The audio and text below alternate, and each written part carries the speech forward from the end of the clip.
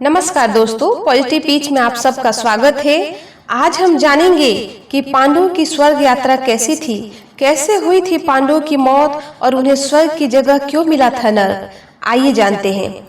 श्री कृष्ण सहित पूरे यदुवंशियों के मारे जाने से दुखी पांडव भी परलोक जाने का निश्चय करते हैं और इस क्रम में पांचों पांडवों और द्रौपदी स्वर्ग पहुंचते हैं, जहां द्रौपदी, भीम, अर्जुन, सहदेव और नकुल शरीर को त्याग कर स्वर्ग पहुंचते हैं, वहीं युधिष्ठिर सशरीर स्वर्ग पहुंचते हैं। हालांकि उन्हें अपनी एक गलती के कारण कुछ समय नरक में भी बिताना पड़ता है। इस पूरे सफर में उनके साथ एक कुत्ता भी होता है। आइए अब विस्तार पूर्वक जानते हैं कि वो कुत्ता कौन था तथा पांडवों को स्वर्ग पहुंचने में किन किन कठिनाइयों का सामना करना पड़ा। नगर के बाहर निकलते ही जब द्वारिका समुद्र में डूब गई तो यह दृश्य देखकर सभी को आश्चर्य हुआ। अर्जुन यदुवंश के स्त्रियों व द्वारका वासियों को लेकर तेजी से हस्तिनापुर की ओर चलने लगे। रास्ते में पंचनद देश में अर्जुन ने पड़ाव डाला। वहां रहने वाले लुटेरों ने जब देखा कि अर्जुन अकेले ही इतने बड़े जन समुदाय को लेकर जा रहे हैं तो धन के लालच में आकर उन्होंने उन पर हमला कर दिया। अर्जुन ने लुटेरों को चेतावनी दी, लेकिन फिर भी वे नहीं माने और लूटपाट करने लगे। तब अर्जुन ने अपने दिव्य अस्त्र शस्त्रों का स्मरण किया, लेकिन उनकी स्मरण शक्ति लुप्त हो गई। अर्जुन ने देखा कि कुछ ही देर में उनकी तरकस के सभी बाण भी समाप्त हो गए। जब अर्जुन बिना शस्त्र से ही लुटेरों से युद्ध करने लगे, लेकिन देखते ही देखते लुटेरे बहुत सा धन और स्त्रियों को लेकर भाग गए। अस्त्रों का ज्ञान लुप्त हो गया, धनुष पर काबू नहीं चलता था, अक्षय वार भी समाप्त हो गए। यह देखकर अर्जुन को बहुत दुख हुआ। जैसे तैसे अर्जुन यदुवंश की बची हुई स्त्रियों व बच्चों को लेकर कुरुक्षेत्र पहुंचे। यहाँ आकर अर्जुन ने वज्र को इंद्रप्रस्थ का राजा बना दिया। रुक्मिणी, सैब्या, हेमवती तथा जाबवंती आदि रानियां अग्नि में प्रवेश कर गई। शेष वन में तपस्या के लिए चली गई। बूढ़ों, बालकों व अन्य स्त्रियों को अर्जुन ने इंद्रप्रस्थ में रहने के लिए कहा। वज्र को इंद्रप्रस्थ का राजा बनाने के बाद अर्जुन महर्षि वेदव्यास के आश्रम पहुँचे। यहाँ आकर अर्जुन ने महर्षि वेदव्यास को बताया कि श्री कृष्ण, बलराम सहित सारे यदुवंशी समाप्त हो चुके हैं। तब महर्षि ने कहा कि यह सब इसी प्रकार होना था, इसलिए इसके लिए शोक नहीं करना चाहिए। तब अर्जुन ने ये भी बताया कि किस प्रकार साधारण लुटेरे उनके सामने यदुवंश के स्त्रियों को हर कर ले गए और वे कुछ नहीं कर सके। अर्जुन की बात सुनकर महर्षि वेदव्यास ने कहा कि वे दिव्य अस्त्र जिस उद्देश्य से तुमने प्राप्त किए थे वह पूरा हो गया, अतः वे पुनः अपने स्थानों पर चले गए हैं। महर्षि ने अर्जुन से यह भी कहा कि तुम लोगों ने अपना कर्तव्य पूर्ण किया है, अतः अब तुम्हारे परलोक गमन का समय आ गया है और यही तुम्हारे लिए श्रेष्ठ भी है। महर्षि वेदव्यास की बात सुनकर अर्जुन उनकी आज्ञा से हस्तिनापुर आए और उन्होंने पूरी बात महाराज युधिष्ठिर को बता दी। यदुवंशियों के नाश की बात जानकर युधिष्ठिर को बहुत दुख हुआ। महर्षि वेदव्यास की बात मानकर द्रौपदी सहित पांडवों ने राजपाट त्याग कर परलोक जाने का निश्चय किया।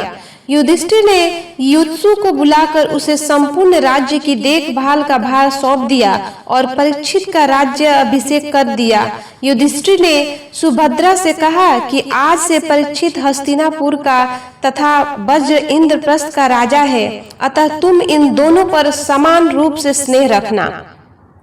इसके बाद पांडवों ने अपने मामा वासुदेव व श्री कृष्ण तथा बलराम आदि का विधिवत तर्पण व श्राद्ध किया। इसके बाद पांडवों व द्रौपदी ने साधुओं के वस्त्र धारण किए और स्वर्ग जाने के लिए निकल पड़े। पांडवों के साथ साथ एक कुत्ता भी चलने लगा। अनेक तीर्थों, नदियों व समुद्रों की यात्रा करते करते पांडव आगे बढ़ने लगे। पांडव चलते चलते लाल सागर तक आ गए। अर्जुन ने लोभवश अपना गांडीव धनुष व अक्षय तरकसों का त्याग नहीं किया था। तभी वहां अग्निदेव उपस्थित हुए और उन्होंने अर्जुन से गांडीव धनुष और अक्षय तरकसों का त्याग करने के लिए कहा।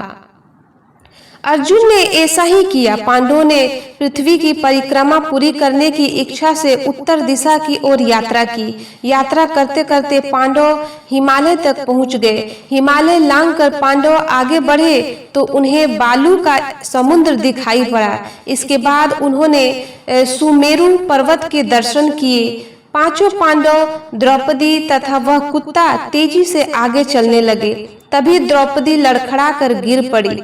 द्रौपदी को गिरा देख भीम ने युधिष्ठिर से कहा कि द्रौपदी ने कभी कोई पाप नहीं किया, तो फिर क्या कारण है कि वह नीचे गिर पड़ी। युधिष्ठिर ने कहा कि द्रौपदी हम सभी में अर्जुन को अधिक प्रेम करती थी, इसलिए उसके साथ ऐसा हुआ है। ऐसा कहकर युधिष्ठिर द्रौपदी को देखे बिना ही आगे बढ़ गए। थोड़ी देर बाद सहदेव भी गिर पड़े। भीमसेन ने सहदेव के गिरने के कारण पूछा तो युधिष्ठिर ने बताया कि सहदेव किसी को अपने जैसा विद्वान नहीं समझता था, इसी दोष के कारण इसे आज गिरना पड़ा है। कुछ देर बाद नकुल भी गिर पड़े। भीम के पूछने पर युधिष्ठिर ने बताया कि नकुल को अपने रूप पर बहुत अभिमान था, इसलिए आज इसकी यह गति हुई है। थोड़ी देर बाद अर्जुन भी गिर पड़े। युधिष्ठिर ने भीमसेन को बताया कि अर्जुन को अपने पराक्रम पर अभिमान था। अर्जुन ने कहा था कि मैं एक ही दिन में शत्रुओं का नाश कर दूंगा, लेकिन ऐसा कर नहीं पाए। अपने अभिमान के कारण ही अर्जुन की आज यह हालत हुई है। ऐसा कहकर युधिष्ठिर आगे बढ़ गए। थोड़ी आगे चलने पर भीम भी गिर गए। जब भीम ने युधिष्ठिर से इसका कारण पूछा तो उन्होंने बताया कि तुम खाते बहुत थे और अपने बल का झूठा प्रदर्शन करते थे, इसलिए तुम्हें आज भूमि पर गिरना पड़ा है। यह कहकर युधिष्ठिर आगे चल दिए। केवल वह कुत्ता ही उनके साथ चलता रहा। युधिष्ठिर कुछ ही दूर चले थे कि उन्हें स्वर्ग ले जाने के लिए स्वयं देवराज इंद्र अपना रथ लेकर आ गए। तब युधिष्ठिर ने इंद्र से कहा कि मेरे भाई और द्रौपदी मार्ग में ही गिर पड़े हैं, वे भी हमारे साथ चले, ऐसी व्यवस्था कीजिए। तब इंद्र ने कहा कि वे सभी पहले ही स्वर्ग पहुंच चुके हैं। वे शरीर त्याग कर स्वर्ग पहुंचते हैं और आप सशरीर स्वर्ग में जाएंगे। इंद्र की बात सुनकर युधिष्ठिर ने कहा कि यह कुत्ता मेरा परम भक्त है, इसलिए इसे भी मेरे साथ स्वर्ग जाने की आज्ञा दीजिए। लेकिन इंद्र ने ऐसा करने से मना कर दिया। काफी देर समझाने पर भी जब युधिष्ठिर बिना कुत्ते के स्वर्ग जाने के लिए नहीं माने, तो कुत्ते के रूप में यमराज अपने वास्तविक रूप में आ गए। युधिष्ठिर को अपने धर्म में स्थित देखकर यमराज बहुत प्रसन्न हुए। इसके बाद देवराज इंद्र युधिष्ठिर को अपने रथ में बैठाकर स्वर्ग ले गए। स्वर्ग जाकर युधिष्ठिर ने देखा कि वहां दुर्योधन एक दिव्य सिंहासन पर बैठा है, अन्य कोई वहां नहीं है। यह देखकर युधिष्ठिर ने देवताओं से कहा कि मेरे भाई तथा द्रौपदी जिस लोक में गए हैं, मैं भी उसी लोक में जाना चाहता हूँ। मुझे उनसे अधिक उत्तम लोक की कामना नहीं है। तब देवताओं ने कहा कि यदि आपकी ऐसी ही इच्छा है तो आप इस देवदूत के साथ चले जाइए, यह आपको आपके भाइयों के पास पहुंचा देगा। युधिष्ठिर उस देवदूत के साथ चले गए। देवदूत युधिष्ठिर को ऐसे मार्ग पर ले गया जो बहुत खराब था। उस मार्ग पर घोर अंधकार था। उसके चारों ओर से बदबू आ रही थी। इधर उधर मुर्दे दिखाई दे रहे थे। लोहे की चोंच वाले कौवे और गिद्ध मंडरा रहे थे। वह असिपत्र नामक नरक था। वहां की दुर्गंध से तंग आकर युधिष्ठिर ने देवदूत से पूछा कि हमें इस मार्ग पर और कितनी दूर चलना है और मेरे भाई कहाँ हैं? युधिष्ठिर की बात सुनकर देवदूत बोला कि देवताओं ने कहा था कि जब आप थक जाए तो आपको लौटा लाऊं। यदि आप थक गए हो तो हम पुनः लौट चलते हैं। युधिष्ठिर ने ऐसा ही करने का निश्चय किया। जब युधिष्ठिर वापस लौटने लगे तो उन्हें दुखी लोगों की आवाज सुनाई दी। वे युधिष्ठिर से कुछ देर वहीं रुकने के लिए कह रहे थे।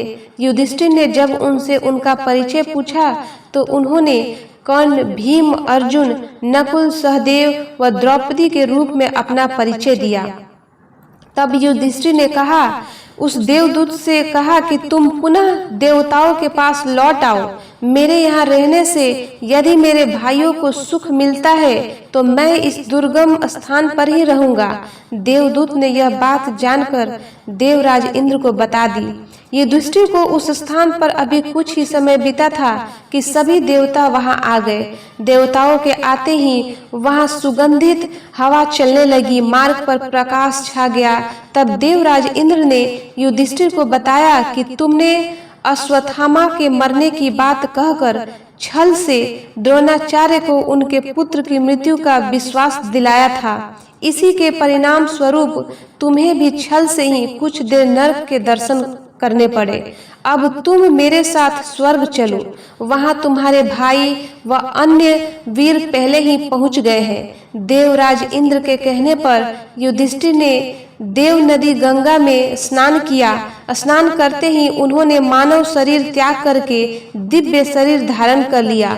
इसके बाद बहुत से महर्षि उनकी स्तुति करते हुए उन्हें उस स्थान पर ले गए जहां उनके चारों भाई कर्ण, भीम, धृतराष्ट्र, द्रौपदी आदि आनंद पूर्वक विराजमान थे। युधिष्ठिर ने वहां भगवान श्री कृष्ण के दर्शन किए। अर्जुन उनकी सेवा कर रहे थे।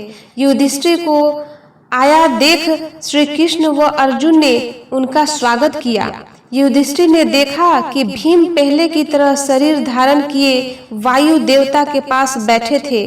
कर्ण को सूर्य के समान स्वरूप धारण किए बैठे देखा। नकुल व सहदेव अश्विनी कुमारों के साथ बैठे थे। देवराज इंद्र ने युधिष्ठिर को बताया कि ये जो साक्षात भगवती लक्ष्मी दिखाई दे रही है, इनके अंश से ही द्रौपदी का जन्म हुआ था। इसके बाद इंद्र ने महाभारत युद्ध में मारे गए सभी वीरों के बारे में युधिष्ठिर को विस्तार पूर्वक बताया। इस प्रकार युधिष्ठिर अपने भाइयों व अन्य संबंधियों को वहां देखकर बहुत प्रसन्न हुए।